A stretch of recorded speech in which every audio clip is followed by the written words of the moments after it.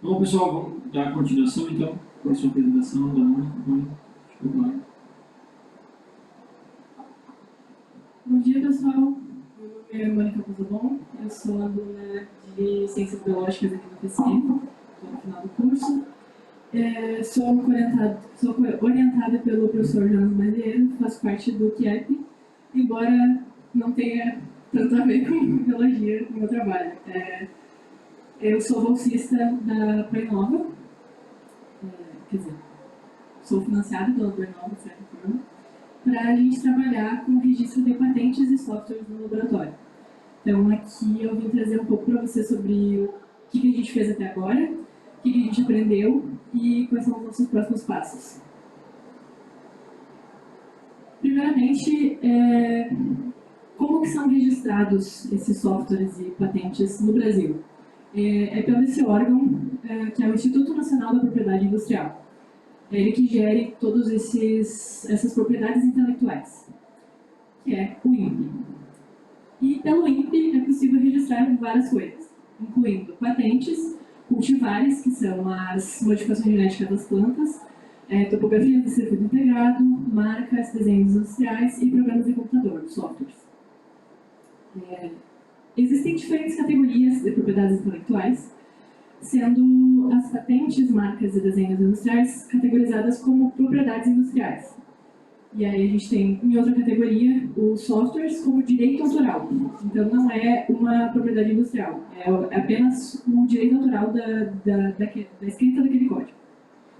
E tem outras que não se encaixam em nenhuma, que são consideradas então as proteções sui generis, que não sei pronunciar isso, mas são as categorias que não se encaixam em nenhuma, então foi criado essa para miscelânea, assim, que inclui as fotografias de circuito integrado. Mas então, nessa apresentação, a gente vai focar nas patentes e nos programas de computador. Falando sobre as patentes, então, primeiramente. O que é uma patente? Uma patente é um título de propriedade temporário que é concedido pelo Estado que confere ao seu titular o direito exclusivo de explorar uma invenção, que pode ser um processo ou um produto. Existem duas subdivisões nisso, que uma seria a patente de invenção, que é quando algo é novidade, você está sendo pioneiro naquilo, que vai proteger, então, produtos totalmente novos e originais. E essa patente vai ter uma validade de até 20 anos. E existe outra como modelo de utilidade, que é uma coisa que já existe, um processo ou produto que já existe que você está melhorando. Então, por exemplo, se a Volkswagen for inventar um banco de couro que não queima sua perna quando você senta no calor de 40 graus de Santa Maria. Ele vai ter proteção de até 15 anos dessa novo banco de couro e depois disso vai ser disponibilizado para outras marcas poderem fazer o mesmo. E qual que é o objetivo de se registrar uma patente? Registrar essa patente vai dar ao inventor o direito de impedir terceiros, então, de produzir, vender ou importar o seu produto ou fazer o seu processo sem o seu consentimento, garantindo o reconhecimento da autoria. E geralmente não só sem o seu consentimento, mas sem o seu lucro, né? E então, existem alguns tipos de contrato que se pode fazer para que quem está interessado possa usar o seu processo ou produto. Aí dá para combinar, dependendo do acordo, um percentual sobre as vendas, um valor fixo por cada unidade vendida, caso seja um produto. Pode fazer um pagamento único ou algum misto.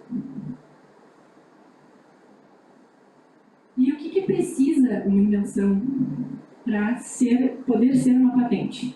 Existem 3 requisitos mínimos, que são bem frisados pelo INPE. Um seria novidade, ou seja, nada igual pode ter sido inventado antes.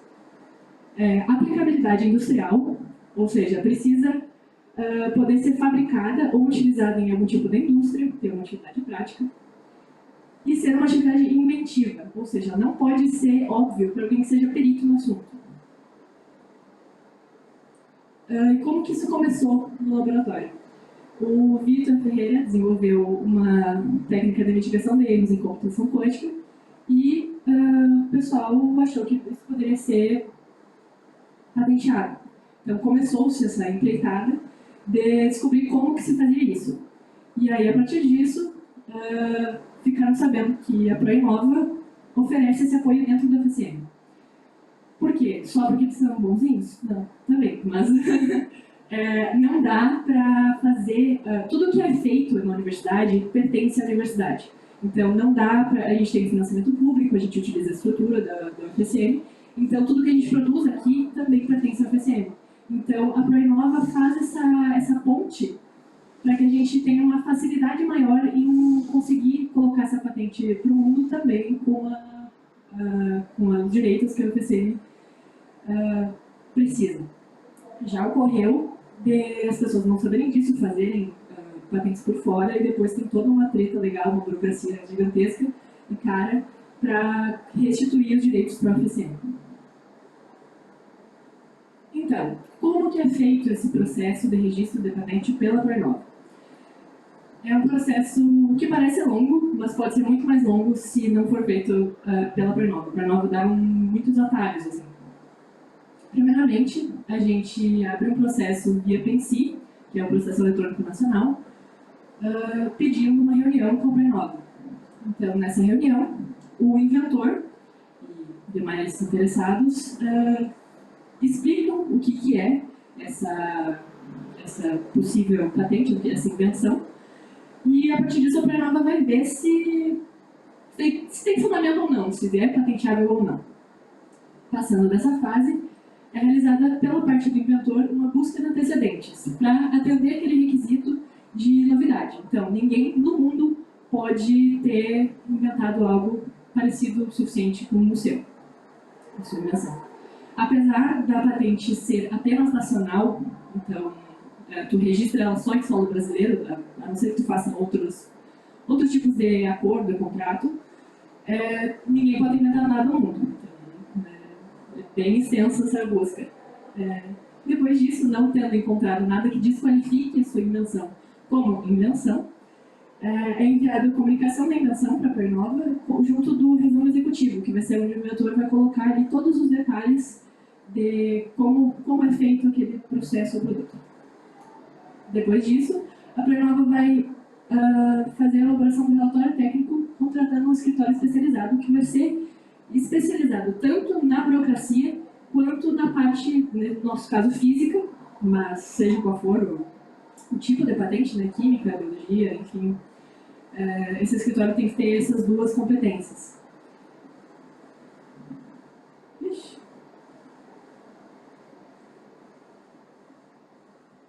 Aí...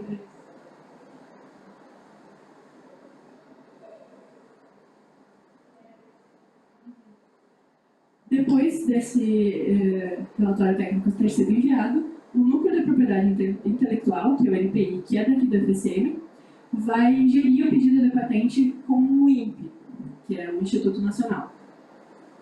Então, a gente não tem que lidar com o INPE diretamente em nenhum momento, até agora, pelo menos. Depois disso, o inventor vai realizar alterações se forem necessárias, e aí patente registrada. Só que esse processo todo pode levar de 2 a 10 anos, não é um processo muito rápido. Como que é realizada a busca de antecedentes?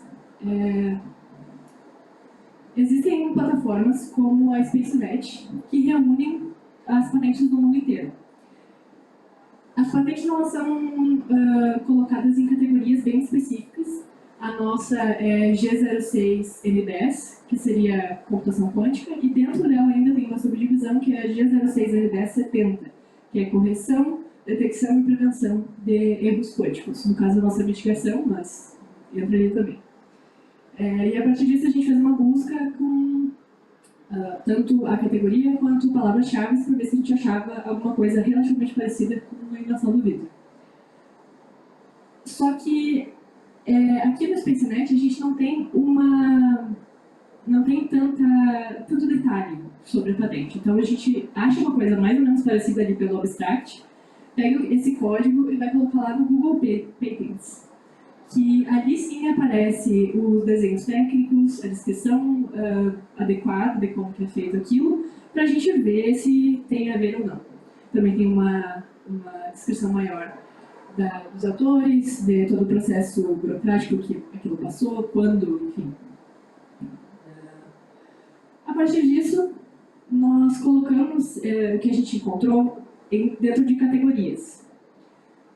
São 4 categorias que eu vou ilustrar com um exemplo, porque eu acho que fica um pouco mais fácil. Digamos que eu inventei uma caneca com aquecimento automático por indução, que detecta a temperatura do líquido e mantém sempre quente a 60 graus. Eu achei um artigo científico sobre materiais cerâmicos usados em canecas térmicas. Isso não tem, assim, não diz nada sobre a minha invenção, apenas sobre canecas. Então, seria a categoria A, um documento que apresenta o estado da técnica relacionado, mas não descreve especificamente o produto em questão. Aí, se eu achei uma patente anterior de uma caneca idêntica, que também aquece por indução e mantém o café a 60 graus. Esse é um documento categoria N, que descreve o produto idêntico, então desqualifica a minha patente como uma invenção. Minha invenção como patente. Achei um que é uma patente de uma xícara elétrica com botão de liga e desliga e controle manual de temperatura. A partir disso, se isso já existe, alguém que seja perito na área já consegue pensar, tipo, tá, ok, não é tão difícil tu fazer isso da forma como eu estou fazendo. Então, é um documento que isoladamente torna a minha invenção óbvia, não é mais uma atividade inventiva. E, por último, um documento que escreve o sensor de temperatura automático e outro documento que fala sobre aquecimento por indução. Essas 2 patentes aí já existem e elas, em conjunto, também tornam uma invenção óbvia. Então, é uma categoria Y. Nós passamos pela prova de fogo, não achamos nada parecido. Então, passamos para a próxima fase e a última coisa que a gente fez foi enviar o resumo executivo. Acreditamos que agora o pessoal já esteja, pelo menos procurando o escritório especializado, mas como o processo é sigiloso, do princípio não dá para ver muita coisa de onde que anda o processo, mas acreditamos que deve estar por aí. E por fora da universidade? Não dá para fazer por fora da universidade, mas caso a Preinova chegue e fale, olha, não achamos que a sua invenção vale o tempo, o dinheiro, porque custa bem caro, como vou mostrar, não achamos, porque tu tem que pagar uma anuidade durante todos os 20 anos quer dizer, todos não, mas a maioria dos anos. Então, se a Preinova falar, não acho que vale a pena, então, beijo, aí sim, tendo a Preinova negado, a gente pode registrar por fora. Então, só para ter uma ideia de como isso funciona por fora, eu coloquei aqui. Vou passar mais brevemente, mas enfim. Primeira coisa que você vai fazer é buscar os antecedentes, porque não vai perder tempo e dinheiro. Então, tá, não existe nada mesmo. Daí eu vou lá, vou abrir o pedido no INPE, vou mandar um relatório descritivo, que vai explicar qual que é o meu problema e como que eu soluciono aquilo. Vou enviar o quadro reivindicatório, que vai definir exatamente o que eu quero proteger. Por exemplo, inventei uma cadeira. Aí eu vou ter que colocar lá, inventei uma cadeira, inventei um móvel que tem 4 perninhas, tem um assento, tem um encosto, tem não sei o quê. Quanto mais abrangente for aquilo, mais difícil vai ser. Claro, você tem sempre jogar pra cima, né? Quanto mais coisas eu conseguir colocar na minha parede, melhor. Mas aí eu vou falar, não, mas alguém inventou isso aqui. E aí vai indo, vai voltando o processo. Esse quadro reivindicativo, ele é bem chato de fazer e por isso geralmente o pessoal contrata um escritório já nessa parte para dizer como é que funciona a sua invenção e aí o escritório mesmo faz essa descrição. Daí vai ser enviado o resumo e, se aplicável, um desenho técnico da invenção. Depois disso é feito o pagamento e aí sim vai ser depositado o pedido. Aí fica 18 meses, mais ou menos, quer dizer, pode ser até 18 meses, num limbo, assim. Que, segundo eles, é para você pensar se, de fato, vale a pena falar com investidores, esse tipo de coisa, mas dá para pedir para ser antes também, então dá para agilizar esse processo. Mas, depois disso, esse pedido vai ser publicado na Revista de Propriedade Industrial, na RPI, e aí vai ser uma propriedade pública, né? Mas todo mundo vai poder ver e vai poder comentar, vai falar, ó, não acho que isso aqui é válido, ou, enfim, vai estar aberto a críticas. Depois dessas críticas, o inventor tem que pedir exame para o INPE. Isso não acontece de forma automática, então se tu não pedir, o pedido vai ser arquivado. Então, pedindo esse exame, vai começar o vai e volta, que aí o INPE vai dizer, isso aqui, essa crítica aqui, aí tu vai ter que defender o patente. Eu falo, não, isso aqui é novidade porque X, Y, Z, e aí vai ficar indo e voltando. Isso pode acontecer até 10 vezes por um preço, e depois de mais de 10 vezes tu vai pagar outro preço já. Então, dá pra ver que é um processo realmente bem caro.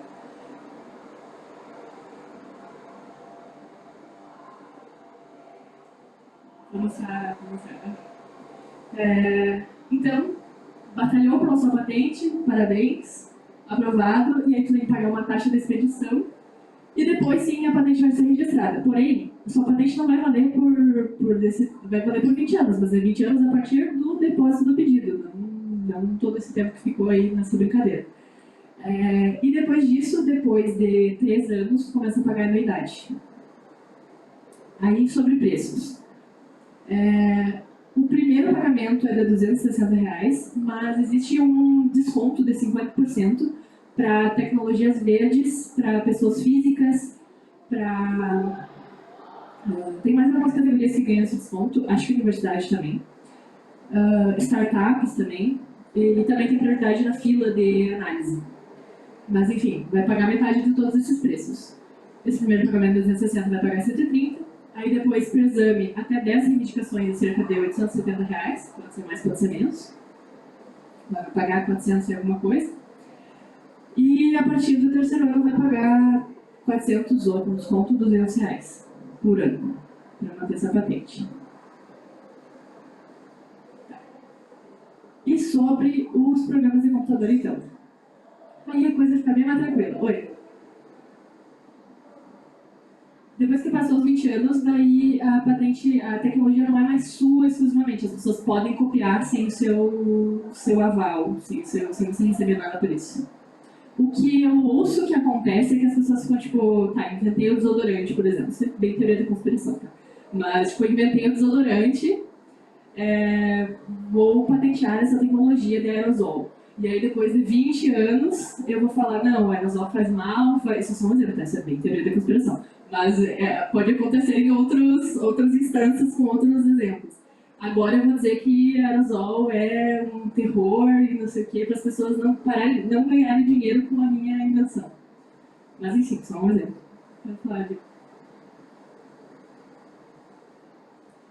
Ele aumenta com o passar dos anos, pelo que eu vi, mas como eu não tinha certeza do quanto que aumenta e por quanto tempo que aumenta, eu não coloquei. Mas a princípio ele já vai aumentando. Ele aumenta de acordo com uma tabela do INPE que vai mudando da população. Acho que é a inflação mesmo.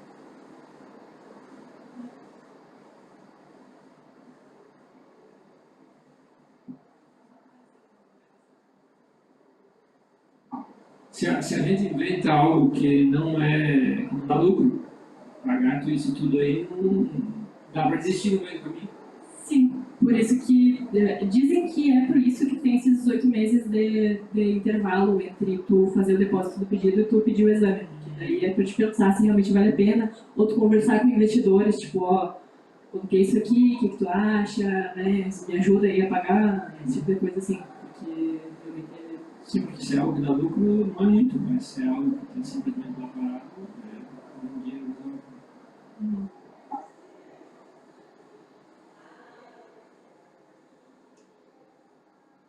Essa é uma boa pergunta. Eu acredito que tu paga um valor para desistir da patente. Acho que tem porque eu acho que para software tem, então acho que para patente também tem. Para software tem, para te desistir. E para alterar a titularidade, se tu quer vender para alguém, tu também paga.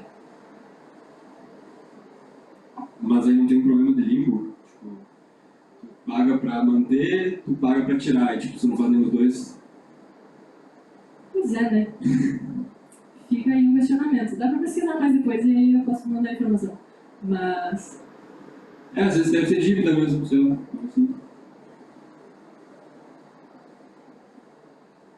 Acho que se tudo existe da patente vai ser domínio público, mas eu não sei como é que fica Então quem eles recebe por isso. cancelem depois de um certo tempo e daí tu fica devendo os caras.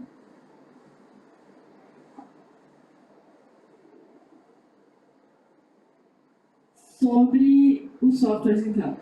Depois de passar esse mar de sangue que é a patente, chegamos nos softwares que é bem mais tranquilo, graças a Deus. Pela Pré-Nova, abre o processo do PENSIM, mesma coisa, reunião com a Pré-Nova, mesma coisa, tem que convencer os caras, ou não, né, de que aquilo que vale a pena. Eles fazem uma análise do pedido para ver se vale a pena. E aí, depois disso, você vai enviar o código hash, que é quando você vai fazer o envio desse programa para o computador, você não precisa colocar o código inteiro, tipo, você não precisa colocar a declaração de variável, por exemplo, esse tipo de coisa assim, só precisa colocar o que é de autoria tua, ou, tipo, o que é diferente do teu software, a princípio. E aí, tu tem que mandar esse código em hash.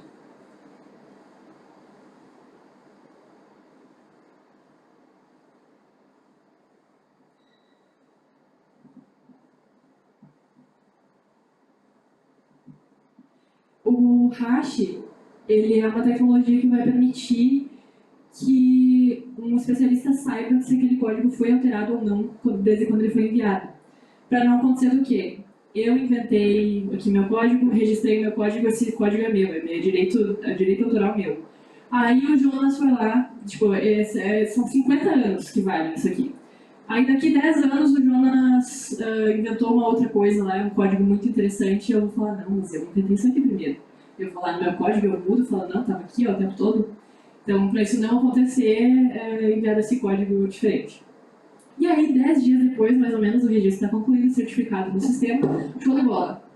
Muito, muito legal. Então, é válido por 50 anos e diferente da patente que só vale em território nacional, vai valer em 176 países. E por fora da universidade também. Mesma coisa, se a Pré-Nova não quiser, daí a gente tem liberdade para registrar por fora. Vai fazer o cadastro no INPE, vai fazer a emissão do pagamento do guia de recolhimento da União. Sim, você paga antes de fazer qualquer coisa, é 200 e poucos reais. Vai preencher o formulário sobre os teus dados e os dados do código, assinar uma declaração de veracidade, que eu vou explicar melhor o que é depois, e enviar o código, 10 dias registro concluído. Felizes para sempre. Felizes por 50 anos. Nossa, ficou bem, acho que não carregou direito. Mas aqui é uma tabela dos valores relacionados a registro de software. Essa tabela aqui é meio antiga, é do manual, tipo um tutorialzinho assim, de como que faz, mas acho que era 2017. Para o pedido, tu paga, aqui diz R$185, mas eu fiz uma simulação e aí deu R$210, então acho que deve ter aumentado. Aí qualquer outro processo também está como R$185. Alteração de nome, alteração de razão, alteração de endereço, você mudar o titular do registro, tudo R$185. Exceto a solicitação de levantamento do sigilo, que é R$910. O levantamento de sigilo vai ser, então, claro, quando você registra isso, esse é seu e só vai poder ter acesso quem você permitir. Se por algum outro motivo tu precisa que aquilo tire ser confidencial, vai ter que pagar R$15.000. Nesses casos de processo judicial, uma perícia técnica, de alguma exigência legal ou administrativa, ou alguém que tenha autorização expressa do titular. Botei muito rapidamente aqui um tutorial só para ver que realmente é bem simples. Primeiro aqui faz o cadastro no INPE, no caso aqui faz o login, aí não tem login. Faz o cadastro, não tem imagem. Tá, acho que não carregou as imagens, mas enfim.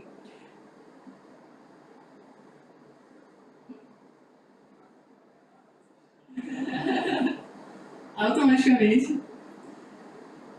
Tá, não vai carregar, mas enfim. O que eu queria mostrar aqui, ó. Dados principais sobre o autor. Aí aqui, teria as características do software, que você vai colocar qualquer linguagem, para que ele serve, algumas outras informações. Depois você vai colocar os autores. Não tem limite para número de autores no software, então todo mundo que colaborou pode ser o titular. Aí aqui você vai colocar as informações de todos os titulares. E depois, como vocês podem ver, você vai assinar a declaração de veracidade. A declaração de veracidade é basicamente um documento que você fala: eu, fulano, CPF e tal, digo que isso aqui é verdade, eu fiz mesmo.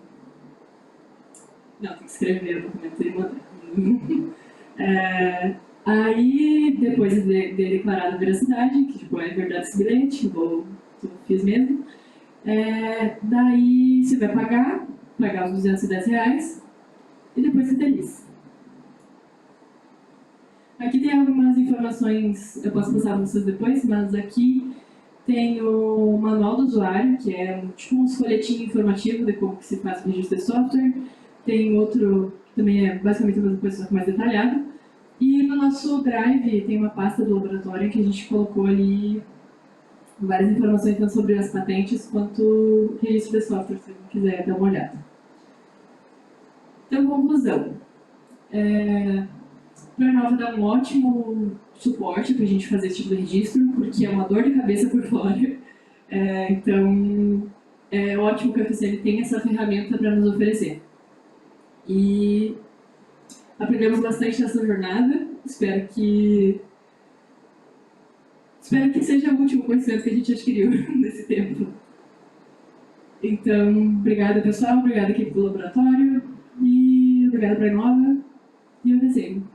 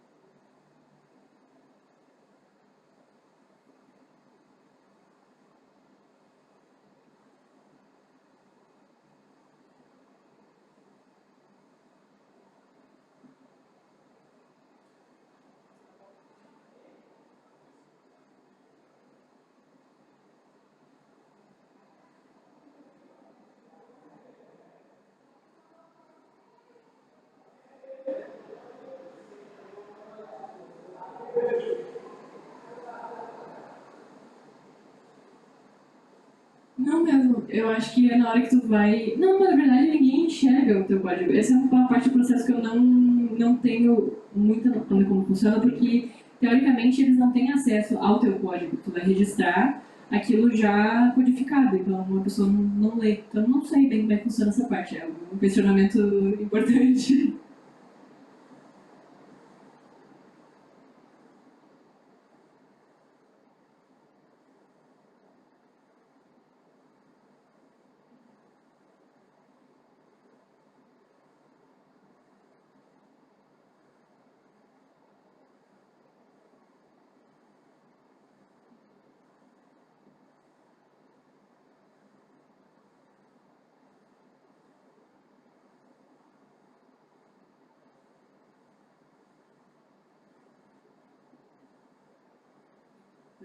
É que a principal razão para te registrar um software geralmente é tu vender.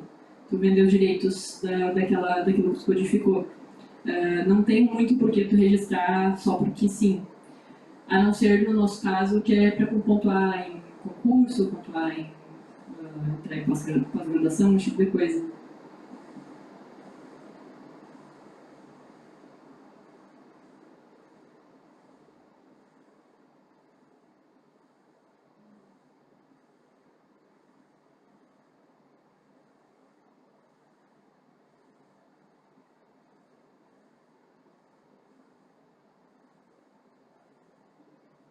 É,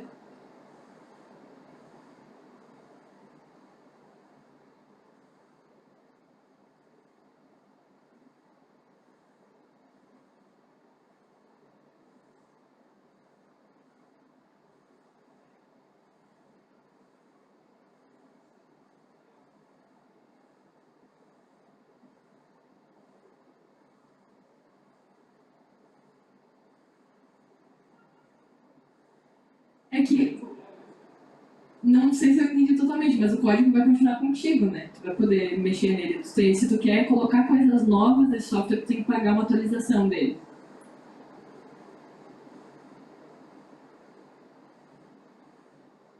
Se tu quer liberar para público,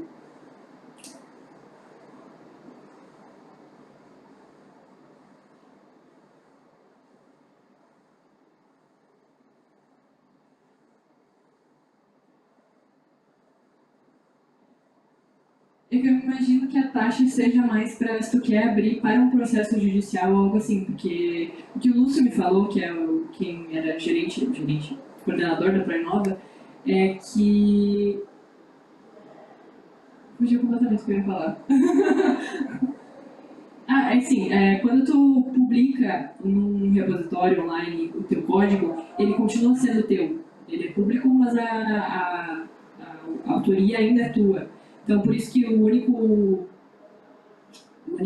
vantagem de tu registrar é tu vender, porque a autoria vai ser tudo de qualquer forma, né?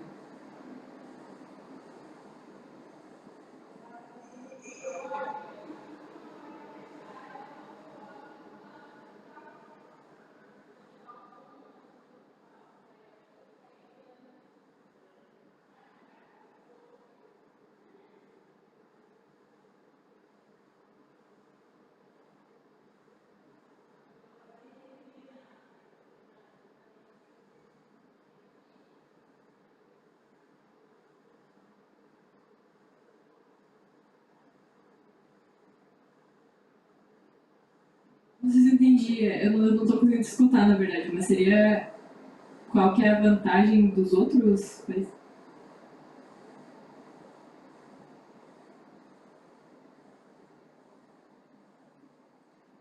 Eu acho que esse é um tipo de acordo entre os institutos de propriedade de cada país. Então, acho que alguns não quiseram entrar por algum motivo. Não sei te informar.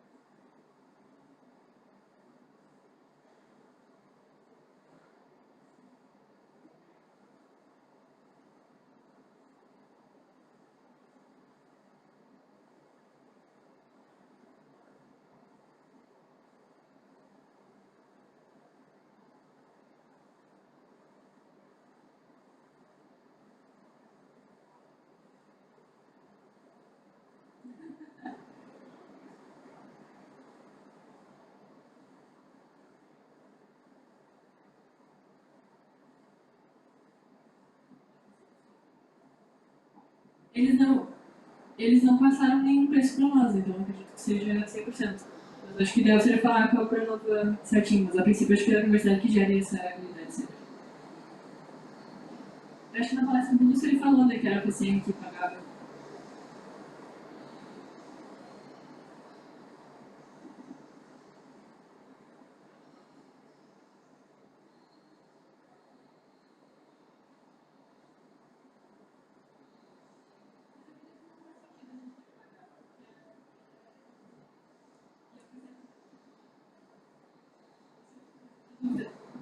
Outra dúvida que eu tenho, que não está bem esclarecida ainda, é quanto dos lucros que fica para nós, né, para os autores, no caso. Eu não sei se o Vitor recebeu alguma coisa sobre isso, de, tipo, qual que é a porcentagem dos royalties que vai para ti como inventor, depois que tiver publicado. É.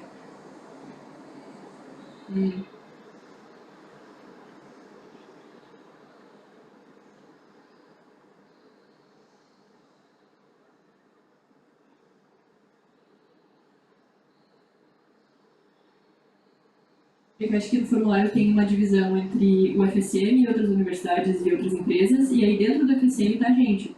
Então eu acho que é depois disso que a gente vê quanto fica para eles e para o inventor. Pois é.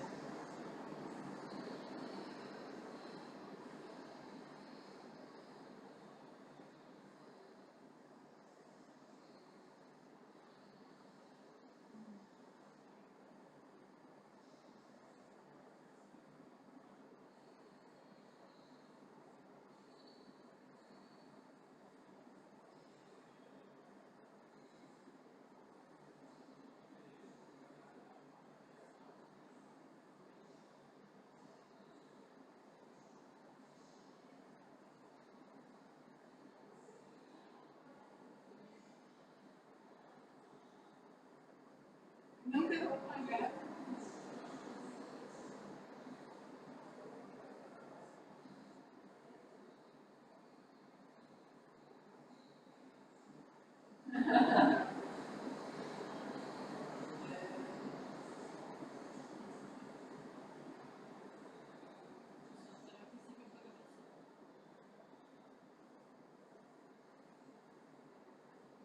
Acho que foi uma coisa aquele dia que era só isso.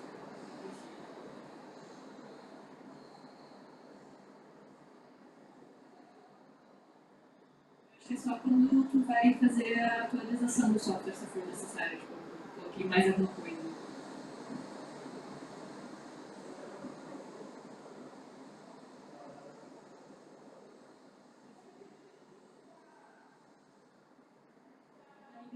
Dentro do formulário existe um espaço para especificar se existe parceria com outras universidades e aí se define uma porcentagem que vai para cada universidade. Isso.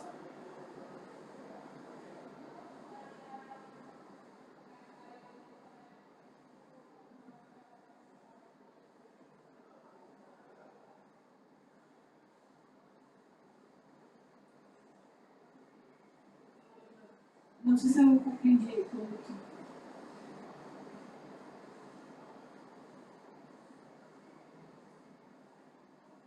É esse daqui, ó. Esse que aparece aqui embaixo, que é pesquisável. No caso, essa daqui é uma parede. Ah, sim, existe na página lá do SpaceNet tem uma página com todas as categorias e aí tu entra aqui. Tu vai ver o que tem mais a ver com a tua pesquisa daí.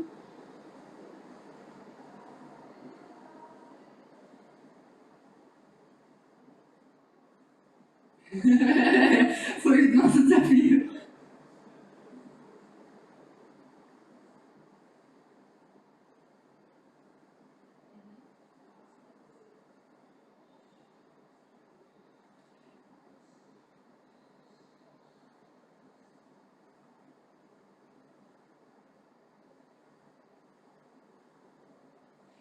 É, mas isso a gente faz essa pesquisa e aí manda para eles. Mas aí eles vão fazer uma pesquisa deles também.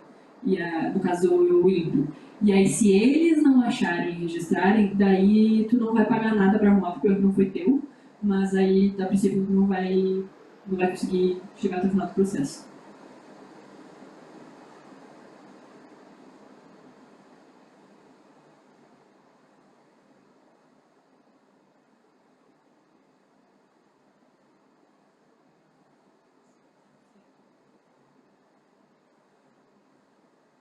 A princípio, daí tu tá livre para registrar por ti mesmo e na oficina já não.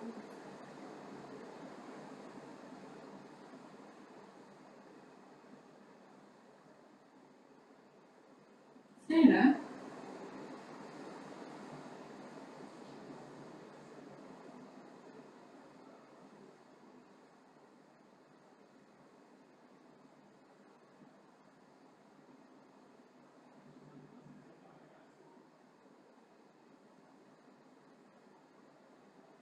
pode investigar mais, mas eu acredito que fica por tua conta mesmo.